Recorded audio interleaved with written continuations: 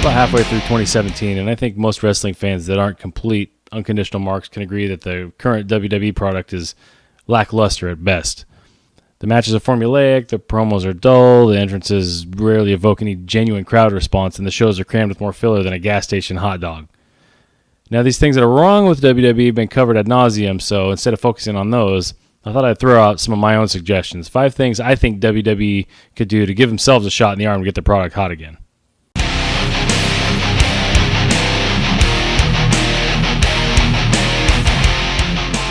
Now, I've been a musician since around 1996, and music's been a pretty big part of my life since I was a young child. It's also part of what initially hooked me into wrestling when I was around 5 or 6 years old. The music of the 80s and 90s wrestling themes is timeless. Demolition, Ultimate Warrior, NWO Rockers, Rougeau's, DX, LOD, Undertaker, all of which can be found in the Retro Shred Wrestling Covers playlist, link in description. The point is, these songs had drive, balls, they hooked you. They really captured the essence of the performers in the ring. Hell, even Earthquake's songs sound like a fucking earthquake. I know, I've been in one. Now, Mark and John from CFO $ are incredibly talented musicians, and they've definitely raised the bar from the lackluster, whiny radio rock fucking garbage that WWE was pumping out before they got there. It has gotten better, and I don't put all the heat on some lackluster themes on them. I know some of it's stock music. But to be totally honest, I think Bray Wyatt could have had much more grim and foreboding music given to him. Aside from the one minor triad chord in his theme, it doesn't really put off a sense of danger or ominous things to come. You know, maybe I'm jaded from decades of horror films and black metal, but nothing about it really says sinister to me. Then again, neither do floral print shirts, but yeah, you know, that's just one example. But I think songs that fit the gimmick really go a long way. And again, if your gimmick is your name and basic wrestling gear, you know. So what to do? Give creepy guys dark music. Give sexy women sexy stripper music. Give athletic people Rocky style music. Medieval dudes old medieval style music. It shouldn't be challenging work to WWE producers. Speaking of entrances, remember the old Backlash stage set with the swinging fucking things? You know, all those old pay-per-view stage sets that corresponded to the theme of the show. Even In Your House looked like a house. It was cool. Shawn Michaels dancing on the roof. Genius. Now I know for a fact that the huge video screen they lug around has got to cost a fortune. So take that money and design better stage sets. I'd really love to see the early 90s WCW ramp that went right up to the ring. You know, increased opportunity for quality high spots, and it made run-ins fast and exciting.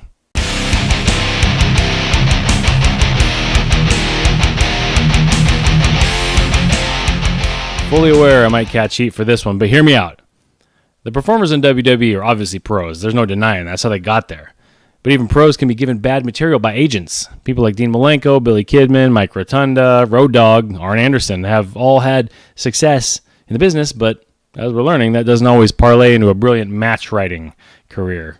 I've been playing guitar over 20 years. I'm a horrible teacher. You know, the dives, the outside are barely more believable than a corporate retreat trust fall fucking exercise. A DDT is a transitional move, and nothing really hurts anyone that bad.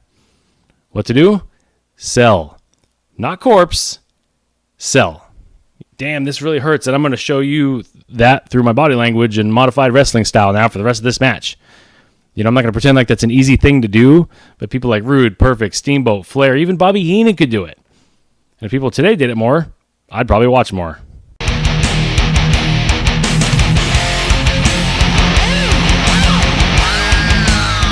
Last night was the very first women's Money in the Bank ladder match.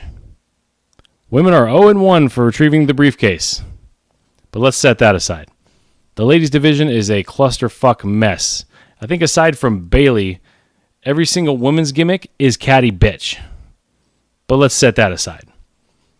What could you do to improve women's wrestling cred? Give us a one-on-one feud from start to finish. That's it.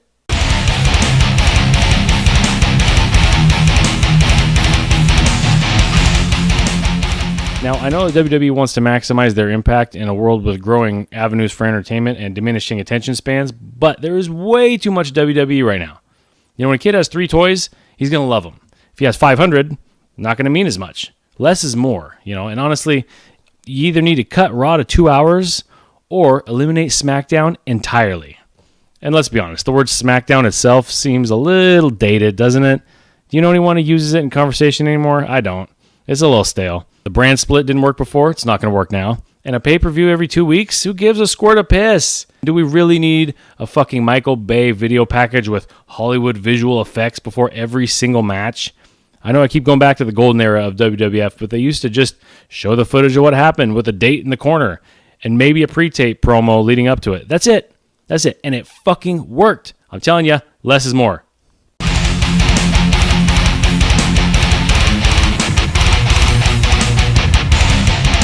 When the Ascension were in NXT, they were on fire. They were worshipped. They were over.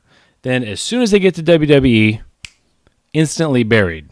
Comparisons to the Road Warriors started. Thanks, Kevin Dunn. I'm pretty sure you try to bury anything Hunter does to Vince so you can have a bigger piece of the company after he dies, but that's a different video. Yeah, they wear black and red, though. They also have a Sumerian demigod demon aesthetic. Should they wear yellow and turquoise fucking paint? Also reminded me more of Powers of Pain than LOD, but either way, people call them unoriginal. Okay. How many King gimmicks have we had? Bullfighting matadors, rednecks, slutty girl. Recycling's nothing new, and it's not even a bad thing if it's done well. The post-apocalyptic leather studs and face paint metal aesthetic gimmick is timeless. You need that shit. But more so, you need people the crowd respond to. Remember that when they wanted Roman Reigns to win and you didn't give it to him? I'm talking to WWE now, apparently. I don't know. Whatever. It's hypothetical. They wanted Roman Reigns to win and you didn't give it to him. And they fucking turned on you. And him. Remember when Damian Sandow was eliciting deafening fucking pops from the crowd and you future endeavored him? Remember Bray Wyatt being the best heel in the company for months and months and months and you set him on a pay-per-view losing streak? I do. We all do.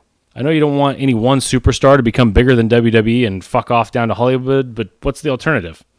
Ratings that plummet into a free fall? I know of a certain writer who brought the biggest numbers in history, but he doesn't fit your personality cult, so I guess there's no room for him. Bottom line, quit burying people the crowd fucking likes. That's my top 5 things WWE could do right now to fix their atrocious ratings. Do you agree? Do you disagree? You got a better list? Post it below. Appreciate you sticking around. I'll be back soon with another piece of my mind. Until then, stay rad.